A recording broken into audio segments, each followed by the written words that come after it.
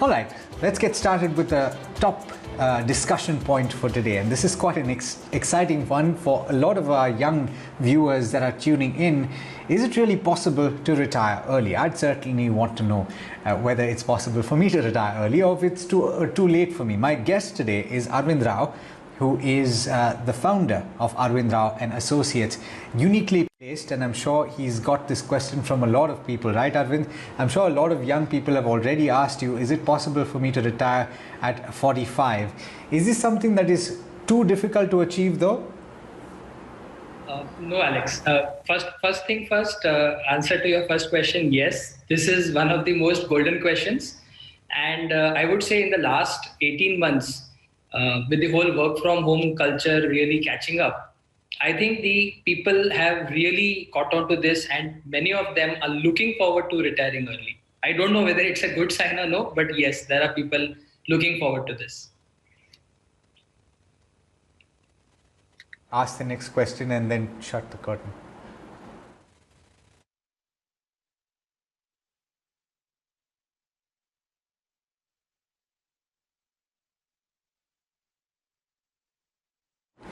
Arvind, now just trying to understand, if we were to talk about this in terms of an illustration, when we spoke about the possibility of discussing this topic, you said that it would make sense for us to illustrate it. So I believe that you've come up with one that I think a lot of people can relate to. This is a 28-year-old person called Mr. or shall we say Miss Stressed.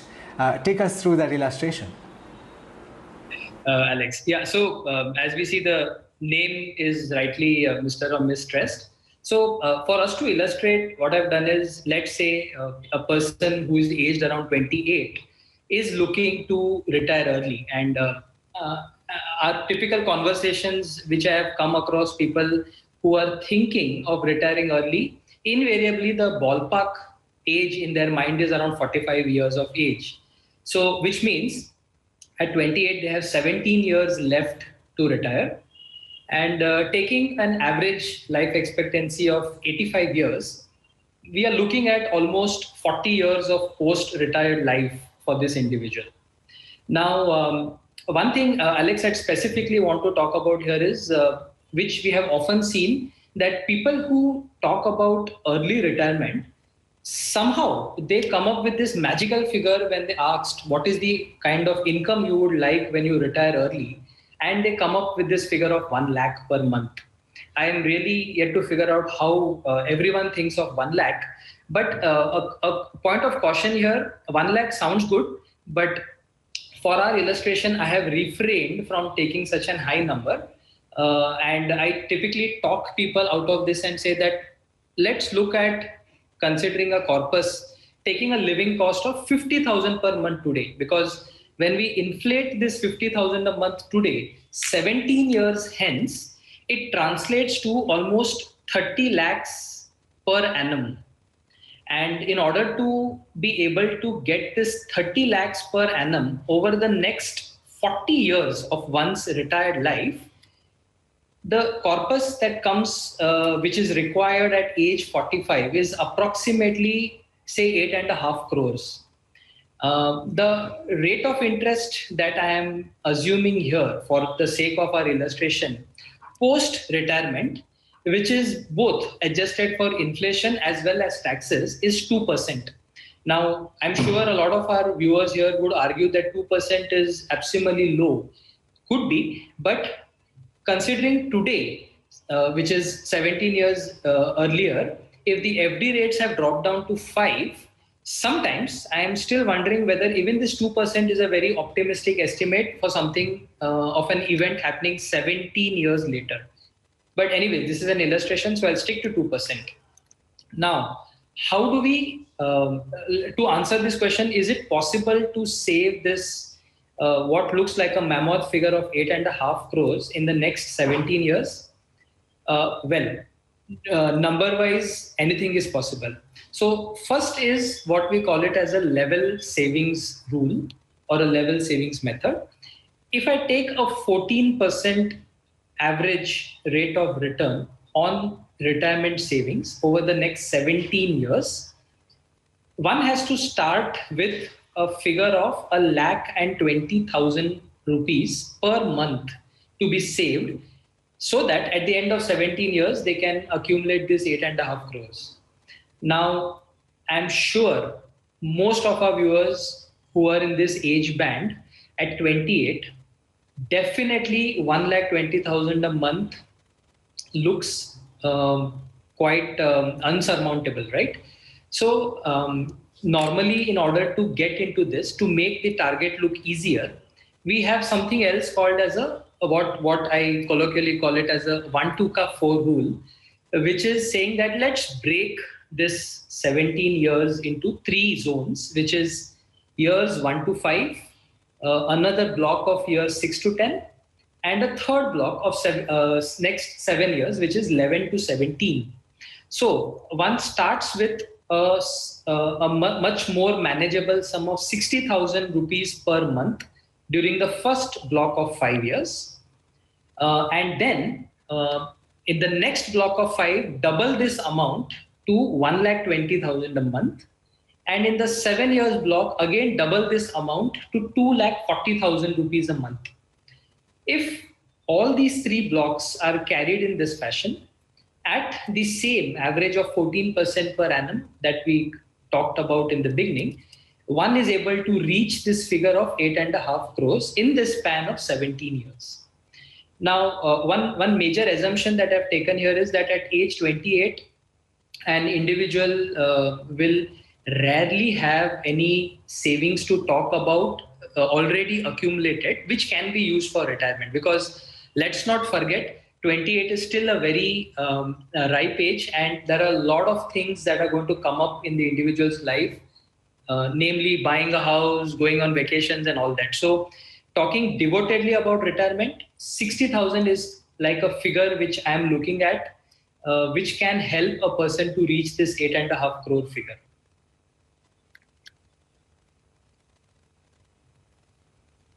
No, having said that, it's still for a lot of people going to be a steep target to have.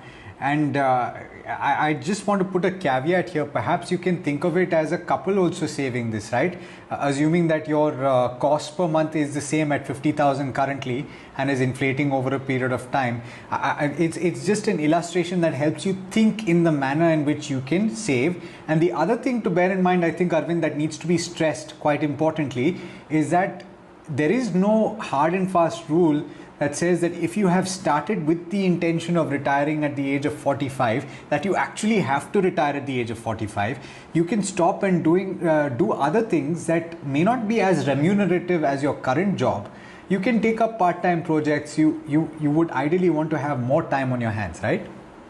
And that is exactly what we call it as one may want to not retire, but one may not want to continue to work for money.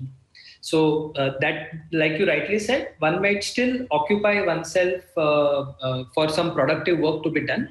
And any additional money that comes by doing that activity is a welcome bonus. Absolutely. So, I mean, one might just discover that they're a brilliant painter, as I think a lot of people have discovered over the course of this lockdown. And that might be one of the opportunities that they have to earn money going forward. But having said that, Arvind, the second leg of this entire plan, one is the accumulation of the money. The second part of that is what to do once you've hit that mark.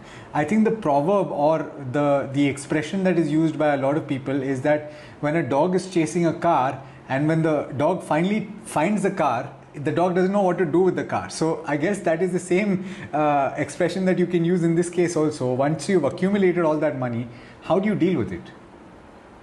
And this is an extremely good point, Alex, here, because let me also now highlight the other side of this 8.5 crore figure that we're talking about. Typically, people always want to believe and want to live that key, whatever corpus they have accumulated for their retirement, they want the corpus to remain as it is, and they only want to live out of the income that this corpus generates. Now, believe me, Alex, this is a very, very big ask that people have in their minds. And in this same illustration, if I were to say that one says that you want to have a 30 lakh income per annum and you want the corpus to stay intact, believe me, this 8.5 crore, the need of this corpus instantly doubles to almost 15 crores. And one can imagine that to accumulate 8.5, if you need to start with a 60,000 per month, if you're talking about 15 crores, these figures will easily double. So coming to you are at age 45, you have accumulated this 8.5. Then, so the idea is to deploy it in a mix of debt and to some extent, you can say a little more riskier instruments available then. Such that, like we said, our target or assumed rate of return has been kept low at 2%. In fact, even now, if you look at it, if let's say the age 45 was actually today, 2021, this 2% is very achievable. In fact, this is a very pessimistic rate. I'm sure people retiring today with the 8.5 crore corpus can easily live for the next 40 years. And as per this illustration, you will see that the withdrawal pattern from this corpus over the next 40 years will actually comprise a part of the interest or the income that this corpus generates. Plus, there are partial withdrawals happening from the corpus itself, which means if someone lives for these entire 40 years, by the time this individual reaches age 85, this corpus of 8.5 crore will certainly not exist in its entirety. There may be a few things here left here and there. That is probably because they might not actually withdraw the entire amount that is forecasted as of now. But given this partial withdrawal of corpus and the income out of it is what sustains this corpus for the next 40 years.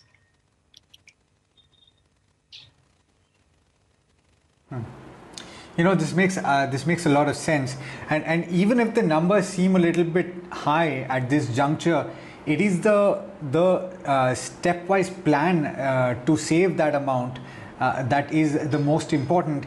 And obviously, Arvind, in each case or each individual or each couple that you speak to, you would have to come up with a different strategy. But in the growing years, would you say that it's important to allocate a large chunk of the savings that you're making, considering your goal is very aggressive to retire at 45, and that 14% means that a large percent of your amount that you're investing every month would be in relatively riskier assets like equity, right? Absolutely. So I think you have used the right words. Retiring at age 45, if these individuals feel that this working life is stressful and they need to retire early, but retiring as early as 45 is certainly could mean a lot of stress, not only on the individual to save this money, but it also implies a huge stress on the money that is getting invested, because you have to deploy it in instruments which will help you get that 14% per annum average return. And it is not easy to do that. Although there are statistics which says that equity markets have given 16% and plus over the last 30 years. But a lot of these retirement planning is generally very, very futuristic. And I strongly recommend that as long as a 17-year tenure, this as an illustration, this looks fantastic. But only when you start walking the plan at least every 3 years in these 17 years, the plan has to be reviewed. The figures need to be validated, and accordingly, the workings may have to be modified as time passes. Alex, there is one more thing I would want to add here, which is when we spoke about 30 lakhs being used from this corpus over the next 40 years, sometimes people also put this question saying that what if my income, my expenses actually increase during my retired period? What happens then?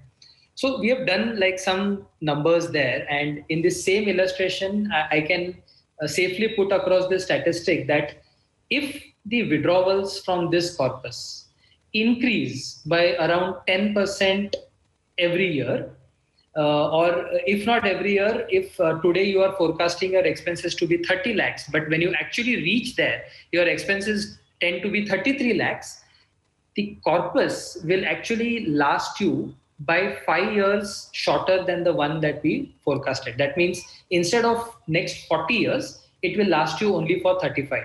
So for every 10% increase in the living costs or the withdrawals, the tenure of the corpus will keep reducing by 5 years straight.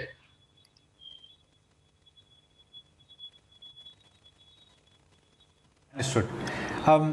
Okay, let's move on from this now. It's quite an interesting conversation that we've had, Arvind, and it's certainly something to aspire to. I think beyond just the monetary aspect of it, the freedom that is associated with having that kind of a corpus under your belt or available to you is something that will give people a lot of peace of mind.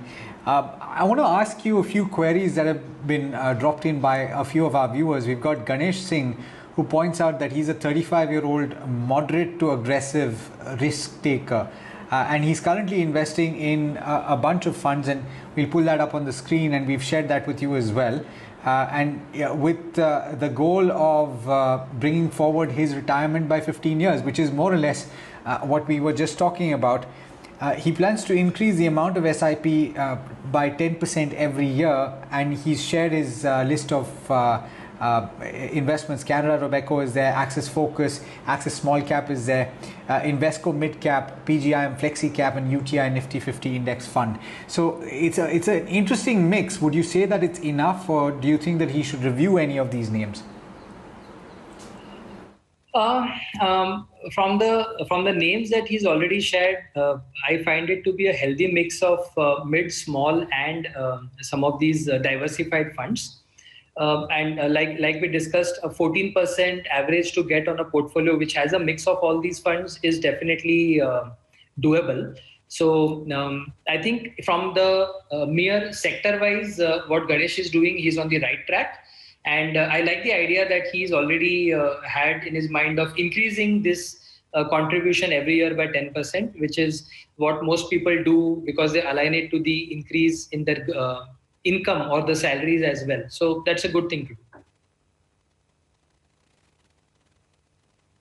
Okay, let's go to the next one. We've got Manish Rao, who is investing in equity mutual funds since November of 2018, doing a SIP of 26,000 rupees per month, 4,800 each in his 5 Indian mutual funds and 1,000 each in his 2 international funds. And apart from that, he does regular top-ups in his running SIPs as per market movements. So, for example, he invested significantly in March 2020. His absolute returns are okay, which is 26% currently and a CAGR of 12%. He intends to increase his SIPs by 15 to 20% per annum, and he's provided his funds, which are on the screen right now, and we've shared them with you. His questions are: how much of his funds can achieve a CAGR of 11 to 12% or rather, how are his funds right now, and can he achieve a CAGR of 11 to 12% return over the long term for his retirement plan? Broadly, 12% CAGR is a very achievable figure to keep, and I'm happy that as an investor, he's not really looking forward to a much higher CAGR because a lot of times on paper it is very easy to take a higher figure, which obviously tends to reduce the contribution, but more realistically, a very long-term average 12 to 14 is something that is more believable and practical in my view. So I think he should have a relook at his current fund positions, and it is important to have these reviews done at least once in 3 years, for the simple reason that every fund goes through certain cycles of their own. And if one finds that consistently for more than 2 cycles, if the fund is not performing, then one has to really rejig the fund to come to a better result.